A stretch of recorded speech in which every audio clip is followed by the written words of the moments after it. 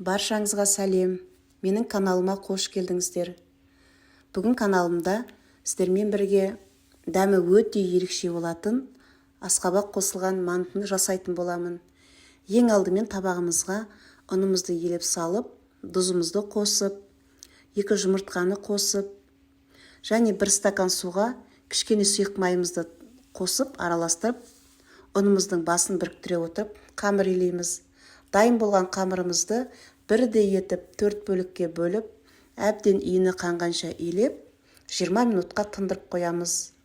Осы кезде тартылған етімізге жуамызды ұсақтап турап, жуамызды қосамыз.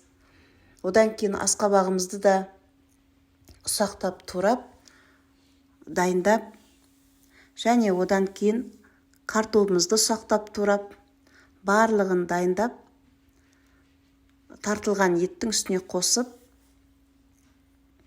дәміне қарай тұзымызды қосып, бұрышымызды қосып, және жусайды қосып, араластырып, дәмі біркелкі болғанша араластырып, дайындап қоямыз. Осы кезде дайын болған нанымызды алып, ұнды себелей отырып, нанымызды дайындап жаямыз.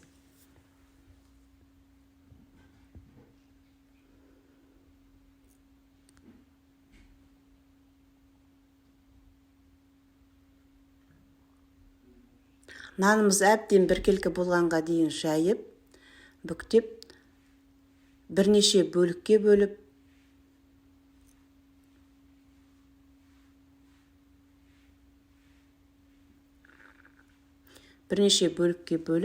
және дайын тұрған фаршымызды салып, әдемі етіп, мантымызды бүре бастаймыз.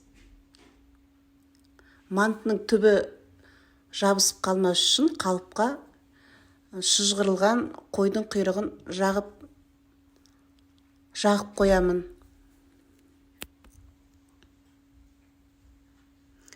Осы кезде мантымыз дайын болған кезде ыдысымызға майымызды жағып, қайнап тұрған суға қойып, 45 минуттан кейін мантымызды пісіріп аламыз.